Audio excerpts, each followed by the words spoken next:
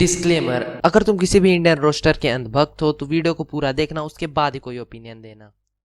Roast, जिन जिन लोगों को नहीं पता कि रोस्ट वीडियोस क्या होती हैं तो उनके लिए गूगल द्वारा जनहित में जारी की गई परिभाषा / definition. A roast is a form of humor in which a specific individual, a guest of honor, is subjected to jokes at their expenses intended to amuse the event's wider audience. Such events are intended to honor a specific individual in a unique way. Mutual funds are अब कुछ लोगों को ऐसा लगता है कि अगर तुम किसी को रोस्ट करते हो इसका मतलब ये है कि तुम उसे हेट करते हो।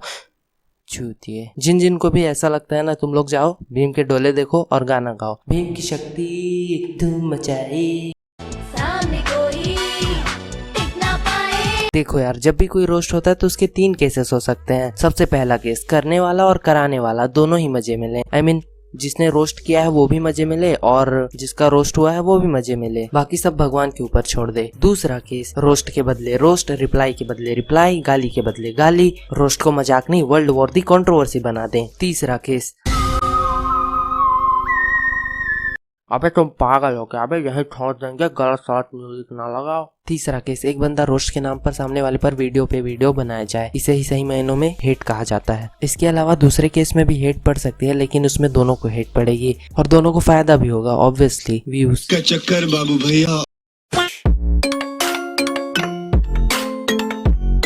देखो यार, जब भी कोई क्रिएटर लाइक कैरी मिनाटी अपनी वीडियोस में बैड वर्ड्स का इस्तेमाल करता है तब 80% ऑडियंस उसके सेंस ऑफ ह्यूमर को समझ जाती है। वहीं 20% ऑडियंस ऐसी होती है जो ये समझती है कि गाली देना कूल है, और फिर उसी 20% ऑडियंस में से कुछ ऐसे क्रिएटर्स निकलते हैं जो सिर्फ गाली देने को ही रोस्ट करना कहते हैं। मुझे पर्सनली ऐसा लगता है कि वीडियो में गाली का यूज करना एज अ स्लैंग कोई बुराई नहीं है, बट किसी को पर्सनली गाली देना। तुम लोग सोच रहे होगे कि तुम्हें कैसे पता चलेगा कौन सा क्रिएटर गाली दे रहा है और कौन सा क्रिएटर गाली को एज अ स्लैंग यूज कर रहा है, तो मैं तुम्हें बताता हूँ। टेंशन नहीं लेने का अपुन है ना। नॉर्मली स्लैंग का मतलब तुम ऐसे समझ सकते हो कि जो बैड वर्ड्स तुमसे फ्लो में निकल जाते हैं। लाइक बचपन से लेकर अब तक तुमने कभी न कभी कोई ना कोई गाली तो दी ही होगी, कुछ नहीं तो तुमने साले तो बोला ही होगा, और तुमने किसी को साले बोल दिया इसका मतलब ये तो नहीं कि तुम उसकी बहन से शादी कर लोगे। और हाँ, अगर सिर्फ गाली देने को ही रोस्ट करना कहते तो आज कैरी मिनाटी की जगह हिंदुस्तानी भाव होता।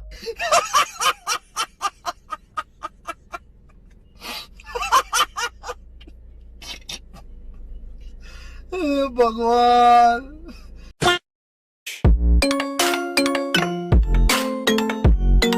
तो हम सबको पता है कि 2020 में क्या आया था। नहीं, मैं कोविड-19 के बारे में बात नहीं कर रहा हूँ, मैं बात कर रहा हूँ यूट्यूब वर्सेस टिकटॉक ड्रामे के बारे में। तो आखिर इसमें फायदा किसका हुआ, यूट्यूब वाली ऑडियंस का या फिर टिकटॉक वाली ऑडियंस का? यूट्यूब वाली ऑडियंस का, क्योंकि टिकटॉक तो बैन हो गया। हाँ, पहले मैं भी ऐसा सोचता था, लेकिन मेरे तो एल लग गए, मेरे तो एल लग गए। खैर, इससे किसी का फायदा हो ना हो, एक बंदे का फायदा जरूर हुआ।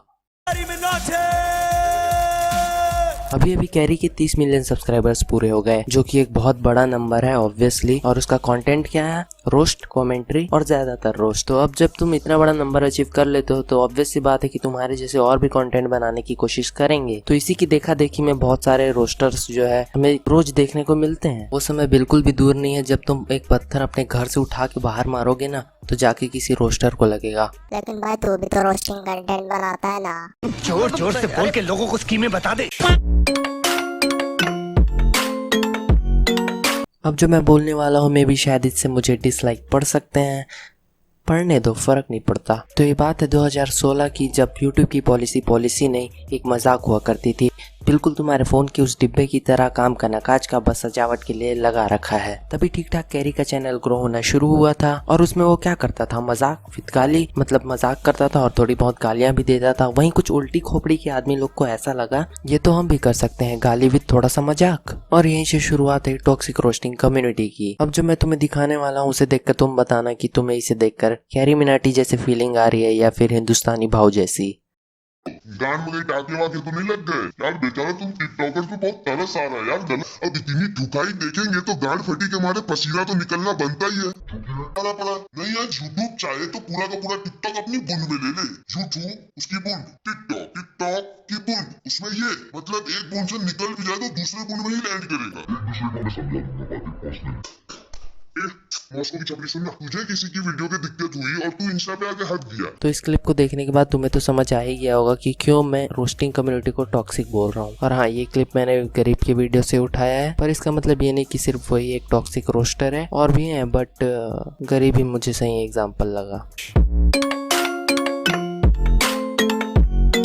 देखो यार, जब भी कोई नया रोस्टिंग चैनल बनता है तो सबसे पहले वो क्या करता है, इंस्टाग्राम पे जाता है, वहां से रील्स उठाता है और फिर उसे रोस्ट कर देता है। अगर तुम कभी यूट्यूब पर सर्च करोगे इंस्टाग्राम रील रोस्ट, तो तुम्हारी पूरी जिंदगी निकल जाएगी, लेकिन ये रोस्ट वीडियोस कभी खत्म ही नहीं होंगे। तो अब मैं तुम्हें बताता हूँ कि क्यों मैंने ऐसा कहा roast is equal to limited content. देखो यार, जब तुम कंटिन्यूअसली यूट्यूब पर रील्स या फिर शॉर्ट वीडियोस को रोस्ट करते हो, तो तुम्हारे पास इनडायरेक्टली एक ऐसी ऑडियंस बेस बिल्ड हो जाती है जो कि तुमसे ज्यादा उन रील वीडियोस को पसंद करती है। अगर तुम्हें मेरी बात का भरोसा नहीं है तो तुम एक बार बिना रील्स को रोस्ट किए ऐसी ही सिंपल सी वीडियो बना के देखो, तुम्हें तुम्हारी औकात पता चल जाएगी।